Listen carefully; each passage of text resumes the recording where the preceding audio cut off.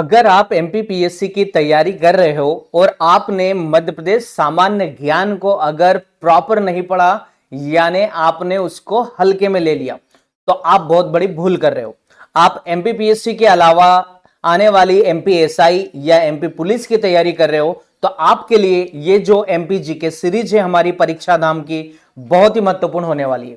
तो नमस्कार दोस्तों, स्वागत है आपका यूनिक इंस्टीट्यूट सनावद के ऑफिशियल यूट्यूब चैनल पर। और जैसे कि आप लोग जानते हैं, हम लोग शुरू कर रहे हैं मध्य प्रदेश परीक्षा धाम की सीरीज, जिसमें हम लोग आपको एमपीजी के थ्योरी के फॉर्म में कंप्लीट बुक पढ़ा रहे हैं। साथ ही हर टॉपिक पढ़ने के बाद हम आप लोगों को उस टॉपिक के एमसीक्यू भी कंप्लीट करा रहे हैं लेटेस्ट न्यू बुक के अकॉर्डिंग। आपको बुक नहीं भी पढ़ोगे तब भी आपको ये दोनों बुकों का कंप्लीट यहां पर वीडियो क्लास मिलेगा, फ्री क्लासेस मिलेगा। इसका पीडीएफ आप हमारे टेलीग्राम से यूनिक इंस्टीट्यूट के ऐप से डाउनलोड कर सकते हैं, जिसका लिंक डिस्क्रिप्शन में दे रखा है। तो चलिए बढ़ते हैं आगे।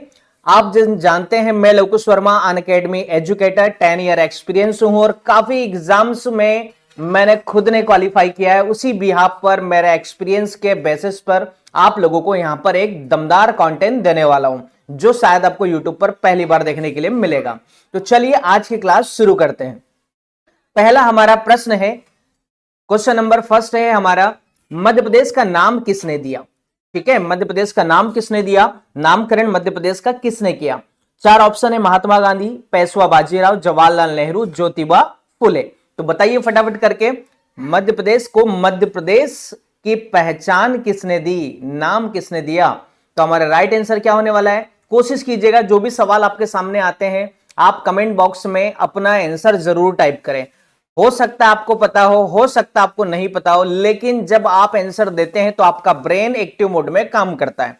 तो कमेंट कीजिए, साथ में अपना नाम भी लिखिएगा। और इस चैनल पर अगर पहली बार आए हैं तो चैनल को जरूर लाइक करो, क्योंकि यहां पर आपको एमपीजीके के लिए परीक्षा धाम की दोनों बुक थ्योरी एंड एमसीक्यू दोनों का सीरीज हम लोग करा रहे हैं। साथ ही ल्यूसेंट जीके सीरीज भी चला रहे हैं, उसका भी थ्योरी एंड एमसीक्यू कंप्लीट कराएंगे। साथ में अभी शुरू होने वाला है एक और दमदार मैथ्स के लिए वैदिक मैथ्स का सीरीज। तो चलिए इस प्रश्न का सही उत्तर जान लेते हैं।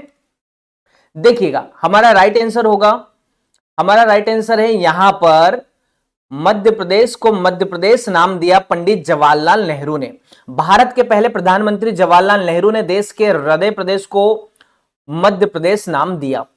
भोपाल शहर को मध्य प्रदेश की राजधानी बनाने का श्रेय भी जवाहरलाल नेहरू को दिया जाता है। तो आपका एक और प्रश्न यहां से रेडी हो जाता है कि भैया भोपाल को राजधानी किनके, यानी भोपाल को राजधानी बनाने का श्रेय किनको जाता है? आपको चार ऑप्शन दे दिए जाएंगे, तो आप रेडी रहिएगा। देखिएगा एमसीक्यू से क्या सीखा जाता है, पीवाईक्यू से क्या सीखा जाता है। सिर्फ पर्टिकुलर प्रश्न और उसका उत्तर जान लेना ही काफी नहीं होता है। आपको करना क्या है, यहां पर आपको हर वो फैक्ट को ध्यान रखना है जो आपकी एग्जाम के नजरिए से महत्वपूर्ण है। लिखा हुआ है इन्होंने सागर शहर को शैक्षणिक मामलों में मध्य प्रदेश का स्विट्जरलैंड कहा। तो आप लोग सागर जिले के बारे में जानते होंगे, सागर शहर के बारे में जानते होंगे। मध्य प्रदेश का एक महत्वपूर्ण शहर माना जाता है ना? क्यों माना जाता है, चलिए उसके बारे में बता देता हूं। सबसे पहले सागर कहां पर है? तो ये बुंदेलखंड में स्थित है। कहां पर है? बुंदेलखंड का एक महत्वपूर्ण शहर है। क्यों है? क्योंकि इसे कहा जाता है झीलों का शहर। सागर शहर को क्या कहा जाता है? झीलों का शहर। बुंदेलखंड में स्थित है। दूसरा इसे कहा जाता है झीलों का शहर। याद रखिएगा, मैं कुछ एक्स्ट्रा पॉइंट्स बता रहा हूं। झीलों का शहर, ठीक है। और सागर के बारे में हम लोग क्या जानते हैं? तो डॉक्टर हरि सिंह गौर यूनिवर्सिटी, डॉक्टर, है ना, ये बहुत महत्वपूर्ण फैक्ट है जो मैं आपको बता रहा हूं और एग्जाम में पूछे गए। डॉक्टर हरि सिंह गौर यूनिवर्सिटी, ठीक है। ये यूनिवर्सिटी जो है ये कहां पर है? ये भी हमारे मध्य प्रदेश के सागर शहर में है, ठीक है। चलिए ठीक है, और क्या जानते हैं आप सागर के बारे में? फटाफट करके कमेंट करो। 1857 की जब क्रांति हुई थी, हमारे देश की आजादी की लड़ाई लड़ी गई थी, वहां पर आपको सागर का भी बड़ा रोल मिलता है। यानी कि क्रांति में सागर की अहम भूमिका रही थी। सागर का पुराना नाम था सांवरिया नगरी, सांवरिया नगरी, ठीक है। सागर का पुराना नाम क्या था? सांवरिया नगरी, ठीक है। सागर झील के बारे में भी मैंने बताया, जो 11th मतलब 11वीं शताब्दी में जिसका निर्माण हुआ था, 11वीं शताब्दी में जिसका निर्माण हुआ था। तो चलिए मैंने आपको बताया सागर जिले से संबंधित कुछ एक्स्ट्रा फैक्ट जिन्हें आप लोगों को लर्न करना है। अपने पीडीएफ को आप सेव करके रखें, ये एक्स्ट्रा फैक्ट लिख कर रखें ताकि आप एग्जाम में बेहतर कर पाए। चलिए ठीक है, हम लोग बढ़ते हैं अगले प्रश्न की ओर। हमारा अगला प्रश्न है 62 नंबर का। ठीक है, मध्य प्रदेश की जलवायु, मध्य प्रदेश में किस प्रकार की जलवायु पाई जाती है? जैसे कि अभी आप जानते हैं हाल फिलहाल में बरसात का मौसम चल रहा है ना, मानसून और मौसम की बातें हो रही है, कहीं पर तेज वर्षा तो कहीं पर सबसे कम वर्षा देखने के लिए मिलती है। मध्य प्रदेश में ऐसा भी होता है। आप जानते हैं मध्य प्रदेश में सबसे ज्यादा वर्षा किस जिले में होती है? जरा बताओ, सबसे ज्यादा वर्षा किस जिले में होती है ना, सर्वाधिक वर्षा किस जिले में होती है? मुझे ये जरा कमेंट कीजिए, आप में से कितने सीरियस एस्पिरेंट हैं जो इस क्लास को देख रहे हैं। अच्छा, सिर्फ क्लास को देखने भर से आप किसी भी एग्जाम को क्रैक नहीं कर सकते, आपको एक्टिव मोड में सारी चीजों को करना होता है। तो आप मुझे बताइए जिला कौन सा है जहां पर सर्वाधिक वर्षा होती है एमपी में? चलिए अभी इसके ऑप्शन है। प्रश्न काफी महत्वपूर्ण है, जलवायु के बारे में पूछा गया है, 2015 और 16 में आया, किस एग्जाम में आया वो भी मैंने आपको मेंशन कर रखा है। ठंडी जलवायु, उष्ण कटिबंधीय, मानसूनी जलवायु, गर्म और शुष्क जलवायु, शुष्क जलवायु। ये 4 ऑप्शन है आपके सामने, आपको राइट आंसर देना है। चलिए जान लेते हैं इसका सही आंसर। जो मध्य प्रदेश की जलवायु है उष्ण कटिबंधीय मानसूनी जलवायु। कैसी जलवायु है? उष्ण कटिबंधीय। कई लोगों को उष्ण कटिबंध का मतलब नहीं पता होता है। आप लोग जानते हैं जो हमारी अर्थ होती है वहां पर जो भूमध्य रेखा होती है बीचों बीच स्थित होती है, 0 डिग्री अक्षांशीय रेखा। उसके ऊपर 23.5 डिग्री पर आपको कौन सी रेखा देखने के लिए मिलती है? 23.5 डिग्री पर आपको मिलती है कौन सी? कर्क रेखा, कर्क रेखा। ठीक है, उसके नीचे आपको 23.5 डिग्री पर कौन सी रेखा मिलती है? आपको 23.5 डिग्री पर मिलती है मकर रेखा। कौन सी रेखा? मकर रेखा। तो हमारा जो भारत है, हमारा जो मध्य प्रदेश है, कहीं ना कहीं इस उष्ण कटिबंध, यहां पर सूर्य का, मान लो ये सन है, ठीक है, मान लो ये सन है, यहां पर सूर्य का सीधा प्रकाश पड़ता है, सनलाइट क्या होता है? सीधा पड़ता है। तो यहां पर जो मान लो हमारा मध्य प्रदेश जो है ना, मध्य प्रदेश जो हमारा स्थित है, ठीक है, तो इसके ऊपर, मध्य प्रदेश के ऊपर सूर्य का सीधे प्रकाश पड़ेगा, स्वाभाविक सी बात है गर्मी ज्यादा होगी। तो इस वाले क्षेत्र को कर्क रेखा और मकर रेखा के मध्य के क्षेत्र को उष्ण कटिबंधीय क्षेत्र माना जाता है। और मानसून मतलब हमारी जलवायु, हमारी बरसात मानसून पर आधारित है ना। तो वो मध्य प्रदेश की जो जलवायु है वो कैसी पाई जाती है? उष्ण कटिबंधीय, यानी यहां पर गर्मी वाली जलवायु पाई जाती है। ठीक है, गर्मी भी होगी और बरसात होने, मतलब कि मानसून होने पर ही, समय पर ही बारिश होने वाली। ठीक है, ऐसा कह सकते हैं। मध्य प्रदेश की जलवायु उष्ण कटिबंधीय मानसूनी जलवायु, महाद्वीपीय प्रकार की जलवायु। कैसी प्रकार की है? महाद्वीपीय प्रकार की जलवायु। कारण क्या है? मध्य प्रदेश से कर्क रेखा का गुजरना। कारण इसका वही है कि मध्य प्रदेश में कर्क रेखा पर सर्वाधिक गर्मी पड़ती है और वो मध्य प्रदेश के 14 जिलों से होकर गुजरती है। कि कर्क रेखा मध्य प्रदेश के कितने जिलों से होकर गुजरती है? 14 जिलों से होकर गुजरती है कर्क रेखा। इसके लिए मैंने आप लोगों को पिछली क्लास में, अगर आप इस वीडियो में देख रहे हैं, इस क्लास को देख रहे हैं, ये एमसीक्यू सीरीज का 3rd क्लास है ना। आप पुरानी क्लास देखेंगे तो मैंने आपको ट्रिक बताया है कि कर्क रेखा पर स्थित जो मध्य प्रदेश के 14 जिले हैं उनको याद करने का शानदार ट्रिक बता रखा है। आप उस वीडियो को जरूर देखिएगा, जिसका मैं लिंक आई बटन में दे दूंगा। चलिए, कर्क रेखा हो गया। मध्य प्रदेश को भू आवेष्टित राज्य होना भी, भाई मध्य प्रदेश के आसपास मध्य प्रदेश कैसा राज्य? भू आवेष्टित। अब इसका मतलब क्या होता है? मध्य प्रदेश भू आवेष्टित राज्य मतलब आसपास कोई समुद्री सीमा नहीं है, अंतरराष्ट्रीय सीमा नहीं है ना, यानी भू आवेष्टित, भू से ही आवेष्टित है, मतलब जब आसपास लैंड से ही घिरा हुआ माना जाता है हमारा मध्य प्रदेश। चलिए ठीक है, अगला प्रश्न है हमारा प्रश्न नंबर 63 है, मध्य प्रदेश का सबसे बड़ा गुरुद्वारा कहां स्थित है? ग्वालियर है, इंदौर है, बुरहानपुर है और भोपाल है। 4 ऑप्शन आपके सामने रहे। ठीक है, आपको मुझे जवाब देना है। कोशिश कीजिएगा क्वेश्चन जैसे आप रीड करें उसके 5 सेकंड में जवाब दे, पहले खुद से जवाब दे, फिर आप मेरे आंसर का वेट कीजिएगा। चलिए मैं बता देता हूं, मध्य प्रदेश का जो गुरुद्वारा, मध्य प्रदेश में सबसे बड़ा गुरुद्वारा है वो ग्वालियर में स्थित है। इसके अलावा मैं कुछ एडिशनल फैक्ट बता रहा हूं जो आपके एग्जाम में पूछे जाने की जिनकी भरपूर संभावना है। ये वेरी इंपॉर्टेंट फैक्ट है जिन्हें आप लोग क्या करेंगे, आप लोग लर्न करेंगे, याद करेंगे, नोट करेंगे। चलिए, मध्य सबसे बड़ा गुरुद्वारा बंदी छोड़ गुरुद्वारा है जो कि ग्वालियर जिले में है। सबसे छोटी बड़ी मस्जिद, देखो अब गुरुद्वारा की बात कर ली अपन ने, अब मस्जिद की बात करेंगे। ताजुल मस्जिद, सबसे बड़ी मस्जिद ताजुल मस्जिद जो कि भोपाल जिले में है। सबसे छोटी मस्जिद कहां पर है, वो 2.5 सीढ़ी, सिर्फ चढ़ने के लिए 2.5 सीढ़ियों का प्रयोग किया जाता है और मस्जिद आ जाती है, भोपाल में है। यानी सबसे बड़ी मस्जिद भी और सबसे छोटी मस्जिद भी मध्य प्रदेश में कहां पर है, तो भोपाल ही याद रखना है। ठीक है, भोपाल हमारी राजधानी, मध्य प्रदेश की राजधानी गठन के समय बनाई गई थी 1956 को, है ना। 1956 में मध्य प्रदेश की राजधानी भोपाल को बनाया गया था और इसको राजधानी बनाने का श्रेय किसने दिया था, अभी हाल फिलहाल में बताया था। मध्य प्रदेश को मध्य प्रदेश होने का यानी नामकरण करने का श्रेय पंडित जवाहरलाल नेहरू को दिया गया था, जवाहरलाल, ठीक है, नेहरू जी को।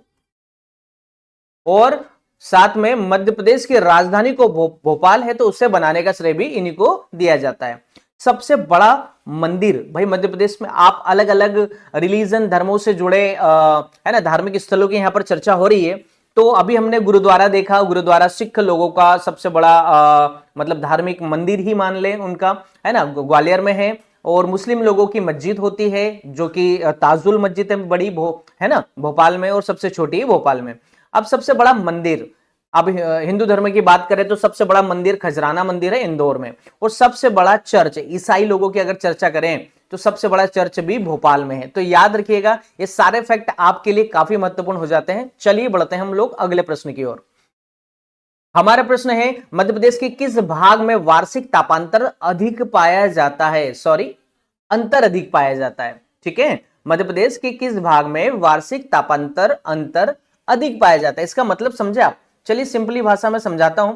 भाई मध्य प्रदेश के किस पार्ट में वार्षिक तापांतर का अंतर, मतलब कि साल भर में उनके टेम्परेचर में काफी डिफरेंस देखने के लिए मिलता है, कौन से पार्ट में आपको देखने के लिए मिलता है, जहां पर कभी ठंड पड़ रही है तो कभी अचानक गर्मी पड़ रही है ना, कभी बहुत ज्यादा ठंडा हो रहा है, कभी टेम्परेचर बहुत ज्यादा हाई हो रहा है गर्मी के कारण। तो पूर्वी क्षेत्र में ऐसा होता है, पश्चिमी में होता है, उत्तरी में और दक्षिणी में। What will be your right answer, please write in the comment box. Okay, चलिए ठीक है, हम लोग बढ़ते हैं इसके राइट आंसर की ओर। तो हमारा राइट आंसर होगा उत्तरी क्षेत्र। कौन सा क्षेत्र, उत्तरी क्षेत्र। मध्य प्रदेश के उत्तरी भाग में वार्षिक तापमान में अंतर अधिक देखने के लिए मिलता है। उत्तरी क्षेत्र मतलब हमारे मध्य प्रदेश के उत्तरी जिले आप जानते हैं, भिंड, मुरैना, श्योपुर, ग्वालियर, है ना, इस साइड जहां पर चंबल नदी का प्रवाह भी आपको देखने के लिए मिलता है उत्तर में, है ना। उत्तर की सीमा, यहां पर एक और महत्वपूर्ण फैक्ट आप याद रखिएगा, मध्य प्रदेश में है ना उत्तरी सीमा बनाने, है ना, उत्तरी सीमा कौन निर्धारण करता है, एमपी की उत्तरी सीमा चंबल नदी बनाती है। कौन सी नदी भैया, चंबल नदी बनाती है। ठीक है, कौन सी नदी बनाती है, चंबल नदी बनाती है। ठीक है, अच्छा याद रखिएगा चंबल नदी के बारे में, है ना। चंबल नदी जो है ना, मध्य प्रदेश की, है ना, किधर से किधर बहती है, चंबल नदी के बारे में बताओ, इसका डायरेक्शन बताओ मुझे, है ना, और इसका उद्गम क्या है, उद्गम स्थल क्या है। ठीक है, चंबल किसकी सहायक नदी है, ठीक है, सहायक नदी किसकी है, मुझे ये दो प्रश्नों को बताइएगा, है ना, उद्गम कहां से हो रहा है और इसकी ये किसकी सहायक नदी है। ठीक है, चलिए ठीक है, बढ़ते हम लोग फटाफट करके अगले प्रश्न की ओर। देखिए कमेंट करते रहिएगा, सिर्फ आप लोग आंसर नहीं देंगे तो मुझे भी क्लास इंटरेक्टिव नहीं लगेगी। अभी कुछ समय बाद हम लोग लाइव क्लास भी स्टार्ट करेंगे आपका। ठीक है, मध्य प्रदेश में ग्रीष्म ऋतु में औसत तापमान बढ़ता है। ठीक है, मध्य प्रदेश में ग्रीष्म ऋतु में औसत तापमान बढ़ता है, गर्मी में भाई एवरेज टेम्परेचर हमारा बढ़ता है। किस साइड से किस साइड, नॉर्थ से ईस्ट की ओर, है ना, ईस्ट से वेस्ट की ओर, साउथ से नॉर्थ की ओर, वेस्ट से ईस्ट की ओर। आपके सामने 4 ऑप्शन है, कौन सा हमारा एप्रोप्रिएट आंसर होने वाला है। चलिए ठीक है, बताइए टेम्परेचर किस डायरेक्शन में बढ़ता है गर्मियों में, चलिए फटाफट करके बताइए। तो हमारा राइट आंसर होने वाला है मध्य प्रदेश में दक्षिण से उत्तर की ओर। जब आप नॉर्थ साउथ से, एमपी के मैप में जब आप साउथ से नॉर्थ की ओर जाएंगे तो आपको मिलेगा टेम्परेचर बढ़ रहा है, यानी गर्मी बढ़ रही है। मध्य प्रदेश में ग्रीष्म ऋतु में औसत तापमान दक्षिण से उत्तर की ओर बढ़ता है। देखिए आजकल प्रश्न ऊपर ऊपर आना बंद हो गए, कंपटीशन बढ़ता जा रहा है, आप लोगों को डीपली तैयारी करना है, सिस्टमैटिक पढ़ना है, और आप चाहते हो अगर आपको पीएससी के लिए उसके रिलेवेंट कंटेंट मिले, रियलिस्टिक कंटेंट मिले, तो भैया इस चैनल को फटाफट करके लाइक कर दो, वीडियो को है ना, इस वीडियो को लाइक करके शेयर करो दोस्तों के साथ, ग्रुप्स में जो तैयारी कर रहे हैं, है ना, आपके व्हाट्सएप स्टेटस पर लिंक लगा सकते हैं ताकि अपने फ्रेंड सर्कल में भी लोगों का भला हो। साथ ही आप चैनल को जरूर सब्सक्राइब कर लीजिए, काफी मेहनत के बाद आप लोगों के लिए बहुत शानदार कंटेंट हम लोग रेडी कर रहे हैं और पूरा सीरीज लेकर आए हैं। चलिए ठीक है, अब हम लोग बढ़ते हैं अगले प्रश्न की ओर। हमारा अगला प्रश्न क्या है? फजल अली आयोग ने मध्य प्रदेश के किस शहर को राजधानी बनाने की सिफारिश की? अब आपने पढ़ा होगा है ना, मध्य प्रदेश के गठन के समय यानी कि फजल अली क्या है, तो राज्यों के पुनर्गठन हेतु एक आयोग है। क्या है फजल अली, क्या है भैया? चलिए फजल अली के बारे में थोड़ा समय है ना, इस आयोग के बारे में थोड़ा सा कुछ अतिरिक्त जानकारी दे देता हूं। तो क्या है, तो मैं आपको पहला पॉइंट बता रहा हूं, उसको याद रखिएगा। राज्यों के है ना पुनर्गठन हेतु आयोग बनाया है, ठीक है, हेतु आयोग बनाया है। तो मैंने आपको पहली बात बताई, फजल अली का संबंध क्या है? राज्यों के गठन से संबंध है इसका, ठीक है। दूसरी बात भाई, जो अली आयोग है कब बना था? 1953 में बना था, 1953 में बना था। इसके अध्यक्ष कौन थे? चलिए इसके अध्यक्ष की भी बात कर लेते हैं। तो भैया नाम से ही आयोग के स्पष्ट है कि अध्यक्ष कौन रहे होंगे, तो फजल अली। कौन रहे होंगे? फजल अली। ये फजल अली पूर्व सुप्रीम कोर्ट के जज रहे थे, है ना। फजल अली जो थे, है ना, फजल अली जो थे इस आयोग के अध्यक्ष थे, जो कि पूर्व में सुप्रीम कोर्ट के जज रहे थे, ठीक है। अब भैया इनके और 3 सदस्यीय कमेटी थी ये, इसमें कितने सदस्य थे? 3 सदस्य। जो फजल अली आयोग है उसमें कितने मेंबर थे? तो 3 सदस्य थे, ठीक है, याद रखिएगा 3 सदस्य थे। एक तो खुद हो गए अध्यक्ष, और दूसरे जो 2 सदस्य थे उनके नाम क्या है? उसका नाम था एचएन कुंजरू, है ना, और दूसरे थे, है ना, दूसरे सदस्य का नाम है एम पणिक्कर, है ना, पणिक्कर, ठीक है। ये 2 हो गए, ठीक है, इनको याद रखिए, ये एग्जाम में पूछे गए हैं, ये सारे के सारे फैक्ट आपसे पूछे गए हैं और बहुत ही महत्वपूर्ण हो जाते हैं। इन्होंने रिपोर्ट 1953 में आयोग बना, 1955 में अपनी रिपोर्ट प्रस्तुत करी सरकार के सामने। और इनकी क्या सिफारिश थी? इनकी सिफारिश थी कि राज्यों का गठन भाषाई आधार पर होना चाहिए, भाषा के आधार पर राज्यों का गठन होना चाहिए, राज्यों का गठन होना चाहिए, ठीक है, याद रखिएगा। साथ में इसके साथ में उन्होंने एक और चीज ऐड की, लेकिन राज्यों का जो गठन है भाषा के आधार पर तो किया, पर प्रशासनिक सुविधा का भी ध्यान उन्होंने अच्छे से रखा। चलिए ये मैंने आपको बताया किसके बारे में? फजल अली के बारे में कुछ अतिरिक्त फैक्ट। अब हम लोग बढ़ते हैं, है ना, हमारे रियल आंसर की ओर। क्या है प्रश्न? फजल अली आयोग ने मध्य प्रदेश के किस शहर को राजधानी बनाने की सिफारिश की थी? चलिए आपके सामने जबलपुर, रीवा, इंदौर और ग्वालियर। मध्य प्रदेश की भी जो राजधानी वो भोपाल है, लेकिन आपके ऑप्शन में भोपाल का कहीं दूर दूर तक नामो निशान नहीं है। तो राइट आंसर क्या होगा? गेस कीजिएगा कि भैया किसे राजधानी बनाया जा सकता था, उस समय की बात है, तो जबलपुर को। किसे बनाया जा सकता था? जबलपुर को, याद रखिएगा। मध्य प्रदेश की जो राजधानी है, फजल अली आयोग ने जबलपुर को मध्य प्रदेश की राजधानी बनाने की सिफारिश की थी। बाद में जवाहरलाल नेहरू ने भोपाल शहर को राजधानी बनाने का प्रस्ताव रखा। 1 नवंबर 1956 को भोपाल को, है ना, मध्य प्रदेश की राजधानी बनाया गया। भैया आपको हर एक फैक्ट घोल कर पी जाना है ना, नींबू पानी की तरह, ताकि आप लोग एग्जाम में अपना 100% दे पाए। चलिए ठीक है, बढ़ते हैं हम लोग अगले सवाल की ओर।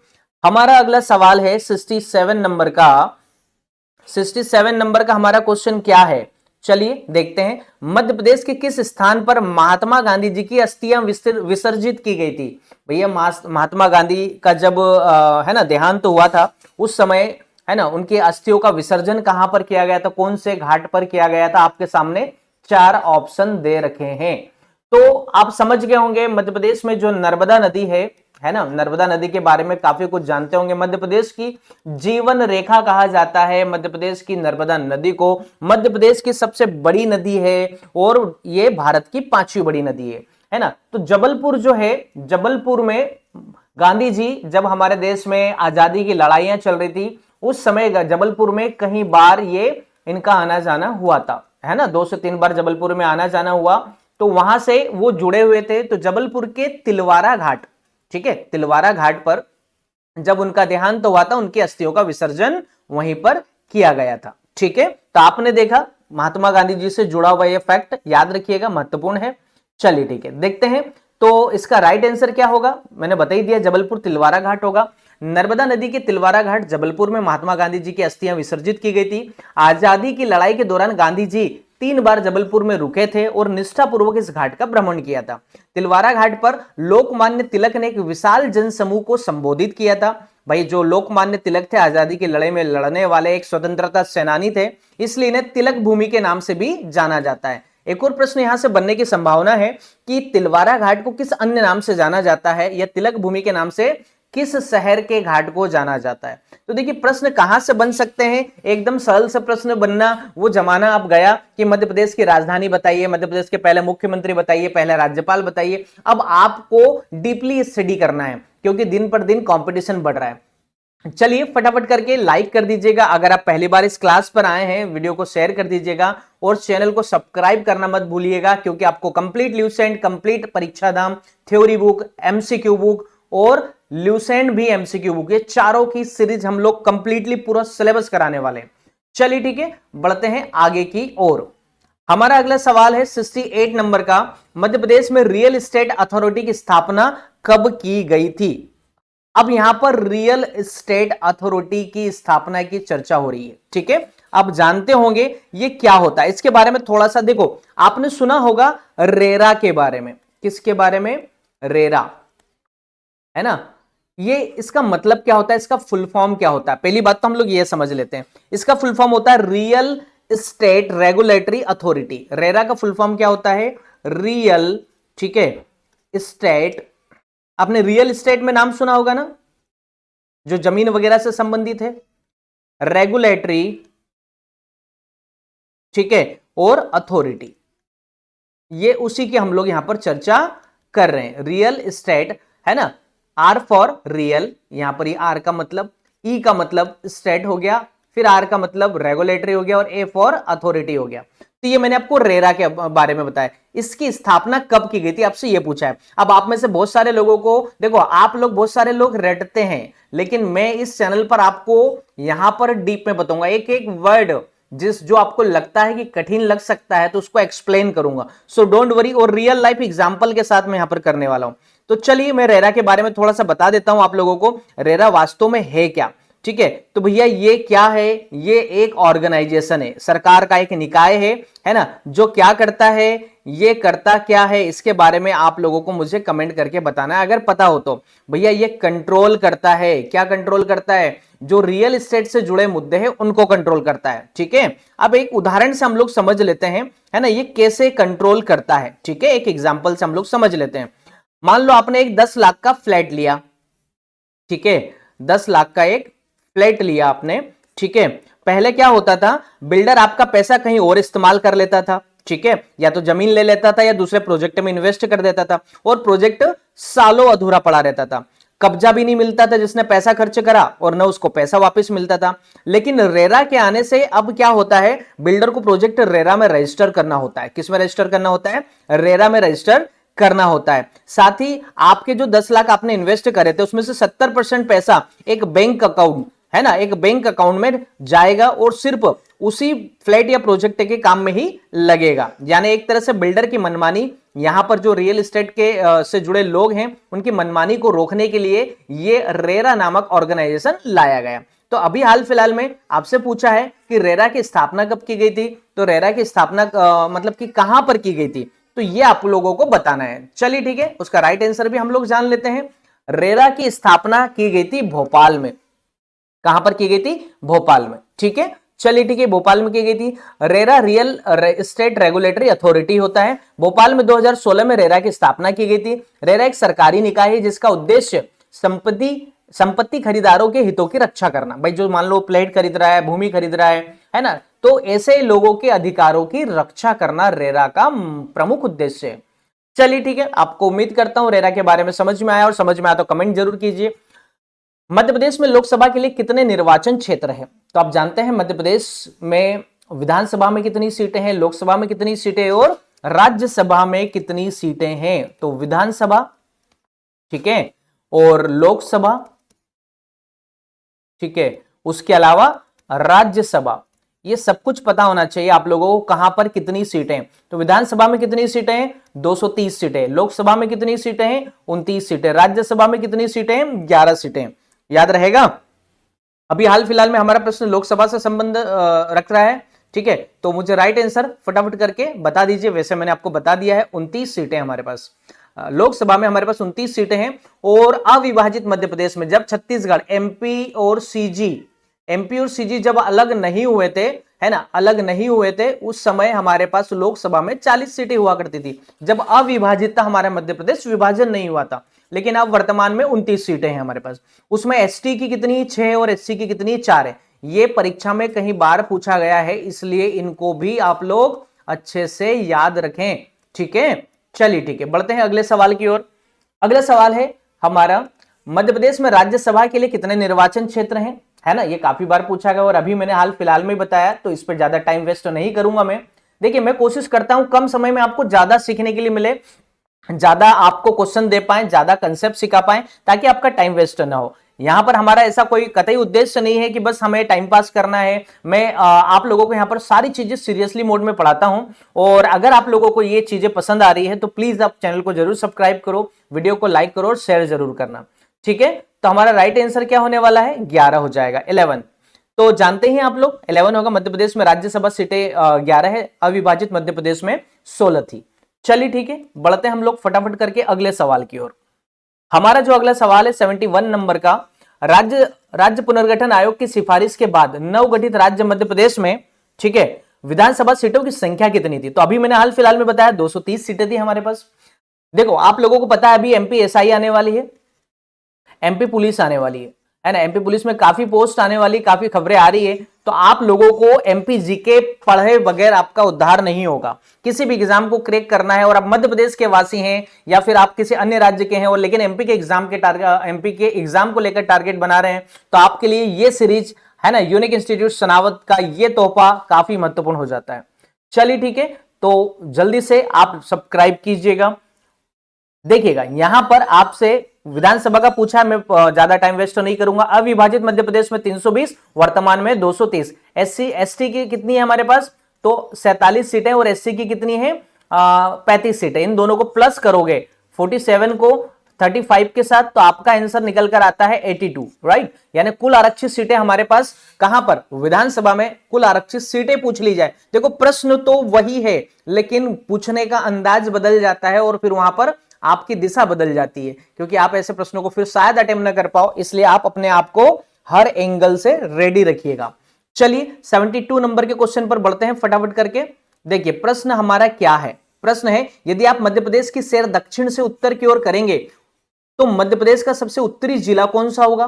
तो आप दिखाई दे रहा है, इसमें बोलने की कोई बात ही नहीं है। उत्तरी जिला कौन सा होने वाला? मुरैना होगा या भिंड होगा? फटाफट करके बताओ, कमेंट जरूर करो, मुरैना होगा या भिंड होगा? मध्य प्रदेश का उत्तरी जिला कौन सा होगा? चलिए, मुरैना होगा, क्योंकि दिखाई दे रहा है, ठीक है। चलो, मध्य प्रदेश का सबसे उत्तरी जिला मुरैना है। मुरैना की सीमा राजस्थान उत्तर प्रदेश से लगती। ये एक ऐसा जिला है जो दो राज्यों को कहीं ना कहीं टच करता है, उत्तर में उत्तर प्रदेश को और हमारे इधर वेस्ट साइड राजस्थान को भी टच करता है, ठीक है। तो याद रखिएगा। और मध्य प्रदेश के पूर्वी ओर, मध्य प्रदेश का सबसे पूर्वी जिला, मध्य प्रदेश का सबसे पश्चिमी जिला, मध्य प्रदेश का सबसे उत्तरी जिला अभी मैंने बता ही दिया है, ठीक है, इसको छोड़िएगा। और दक्षिणी जिला आप अगर जानते हैं तो कमेंट कीजिएगा, हम चेक करना चाहेंगे आपका नॉलेज, राइट। ये आपसे एग्जाम में पूछा भी जाता है। चलिए ठीक है, हम फटाफट बढ़ते हैं अगले सवाल की ओर। मध्य प्रदेश एक है कैसा राज्य है? तटीय राज्य है, भूमध्य रेखा पर स्थित राज्य, भू अवस्थित राज्य है, या इनमें से कोई नहीं? तो हमारा राइट आंसर भू अवस्थित राज्य। क्यों? क्योंकि मैंने आपको बता चुका हूं कि मध्य प्रदेश की जो सीमा है ना, हम चारों ओर से लैंड से घिरी हुई है, किसी भी अंतरराष्ट्रीय सीमा को नहीं टच करता है मध्य प्रदेश, नहीं किसी समुद्री सीमा को।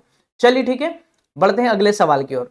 तो ये एक्सप्लेनेशन मैं बता चुका हूं, इसके अलावा भी आप लोग देख सकते हैं मध्य प्रदेश के और भी ऐसे भारत के ऐसे और भी राज्य हैं जो भू अवस्थित है, जैसे कि मध्य प्रदेश, छत्तीसगढ़, हरियाणा, झारखंड, तेलंगाना। ठीक है, न किसी देश को सीमा टच कर रही है, अंतरराष्ट्रीय का मतलब वही होता है किसी देश को, और समुद्री सीमा भी टच नहीं होती है। ठीक है, चलिए फटाफट 74 नंबर के क्वेश्चन पर मूव करेंगे हम। मध्य प्रदेश के कौन सा जिला भू अवस्थित है? तो अब देखो, अभी तक तो पूछा था कौन सा राज्य भू अवस्थित है, अब भैया कौन सा यहां पर जिला पूछ लिया। भू अवस्थित का मतलब यही हुआ ना कि जो आइट साइड लैंड से ही घिरा हुआ है, भोपाल है, नीमच है, मुरैना है, छिंदवाड़ा है। चलिए फटाफट करके जवाब दो, यहां पर आपका लॉजिक और आपका दिमाग काम करेगा। तो राइट आंसर होगा भोपाल, हमारी राजधानी। भू अवस्थित जिला है वह जिला जो किसी अन्य राज्य की सीमा को नहीं टच करता। भू अवस्थित जिला की डेफिनेशन क्या है?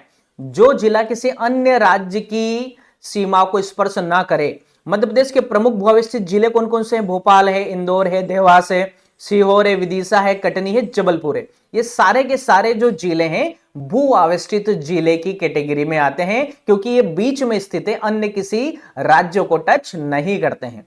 चलिए 75 नंबर का क्वेश्चन है, किरार घाटी विवाद किन दो राज्यों के मध्य? किरार घाटी विवाद किन दो राज्यों के मध्य, फटाफट बताइए। एमपी गुजरात के बीच, महाराष्ट्र के बीच, और एमपी राजस्थान, एमपी छत्तीसगढ़। तो इसका सही जवाब होगा एमपी छत्तीसगढ़ के मध्य है किरार घाटी विवाद। आप जानते होंगे मध्य प्रदेश के क्षेत्रफल को लेकर विवाद है ना, 7 किलोमीटर का जो डिफरेंस है हम लोग यहां पर चर्चा करते हैं। चलिए तो देखिएगा, मध्य प्रदेश छत्तीसगढ़ के बीच में किरार घाटी विवाद है, विवादित क्षेत्र है। ये 7 वर्ग किलोमीटर का क्षेत्र है। इस विवाद के कारण मध्य प्रदेश का क्षेत्रफल 3,08,245 वर्ग किलोमीटर माना जाता है।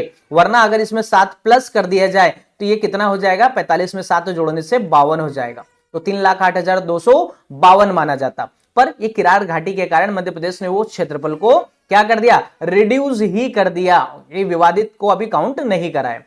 चलिए अगला जो हमारा प्रश्न है फटाफट करके देखिएगा। अगला सवाल है, मध्य प्रदेश के राजकीय खेल मलखंब के बारे में सही कथन का चयन कीजिए। इसे खेल राजकीय खेल का दर्जा 2013 में दिया गया।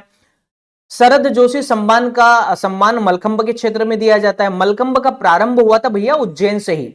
तो बताइए कौन कौन से मलखंब के बारे में जो हमारे राजकीय खेल है, सही स्टेटमेंट आप लोगों को दे रखें।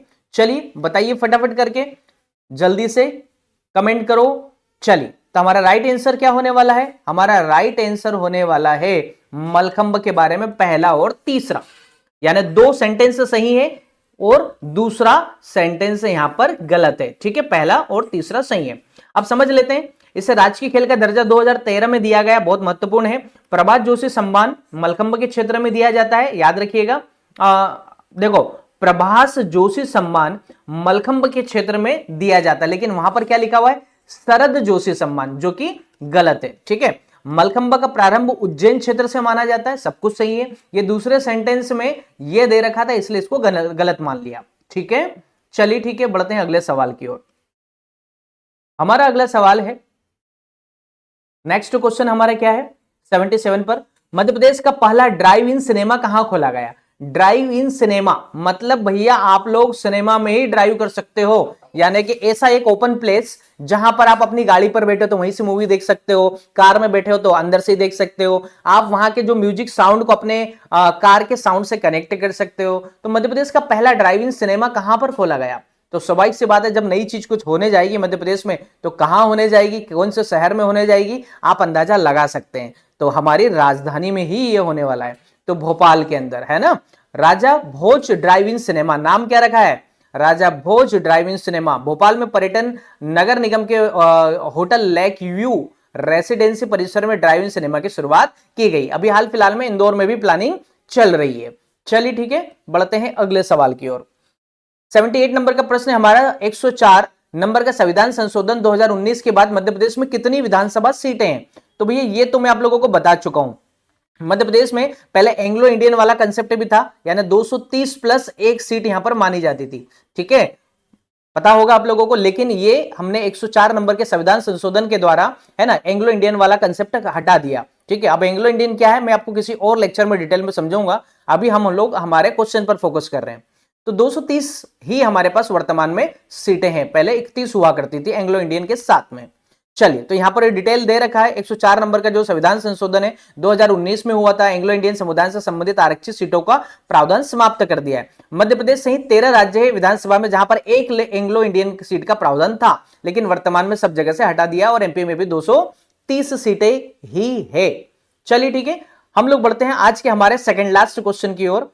प्रश्न हमारा क्या है? 104 नंबर के संविधान संशोधन 2020 के तहत एंग्लो इंडियन आरक्षित सीटों को समाप्त कर दिया। मध्य प्रदेश के अलावा कितने राज्यों में विधानसभा में एंग्लो इंडियन सीट का प्रावधान था? काफी महत्वपूर्ण है, और अभी मैंने बताया मध्य प्रदेश के अलावा 13 अन्य राज्य थे जहां पर एंग्लो इंडियन सीट का प्रावधान था, लेकिन 104 नंबर के संविधान संशोधन के द्वारा उसे हटा दिया गया है।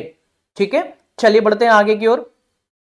तो ये मैं आपको बता चुका हूं, ठीक है। अब हम बढ़ते हैं लास्ट प्रश्न की ओर। आज की क्लास का हमारा लास्ट प्रश्न है, और अभी तक अगर आपने हमारे वीडियो को सिर्फ देखा है ना, और सब्सक्राइब नहीं किया, लाइक नहीं किया, तो प्लीज कर दीजिएगा। आपका उसमें कोई सिंगल रुपीस का भी खर्च नहीं होता है, बस हम लोग मोटिवेट होते हैं और आपके लिए अगले वीडियो के लिए एनर्जेटिक रेडी रहते हैं।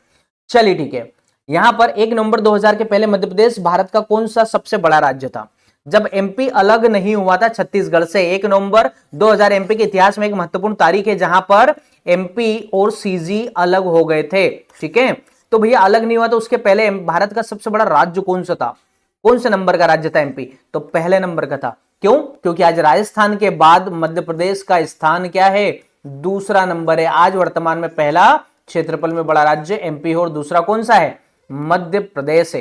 तो चलिए, आपने देखा मध्य प्रदेश सामान्य ज्ञान में परीक्षा धाम सीरीज के 80 क्वेश्चन तक मैंने कंप्लीट कर लिए, और ये सीरीज हम लोग कंटिन्यू रखेंगे, कंप्लीटली फटाफट करके हम लोग कंप्लीट करेंगे। और हमारा टारगेट है 10,000 प्रश्न कंप्लीट करना एमपी से, है ना, ताकि आप पीएससी के अंदर अपना बेहतर दे पाए और एक सिलेक्शन ले पाए। ठीक है, चलिए ठीक है, मैं उम्मीद करता हूं आज की क्लास आपको पसंद आई होगी और आपने इंजॉय किया होगा।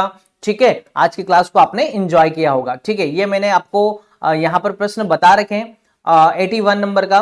ठीक है, ये प्रश्न का जवाब आप मुझे कमेंट करके देंगे। ठीक है, 81 नंबर के प्रश्न में क्या पूछा है? 2020 से सारस पक्षी की अधिकता के कारण मध्य प्रदेश का कौन सा जिला लैंड ऑफ सारस के नाम से जाना जाता है? ठीक है, लैंड ऑफ सारस के नाम से जाना जाता है। चलिए, आज की क्लास यहीं समाप्त करते हैं। उम्मीद करता हूं आज की क्लास को आपने एंजॉय किया होगा और बहुत कुछ सीखा होगा। अगर वीडियो पसंद आया तो प्लीज लाइक जरूर कीजिएगा। इस चैनल पर पहली बार आए तो सब्सक्राइब कीजिए और अपने ग्रुप्स में साथियों के साथ शेयर कीजिए। मिलते हैं अगली क्लास में, तब तक के लिए अपना ख्याल रखिएगा। जय हिंद, जय भारत।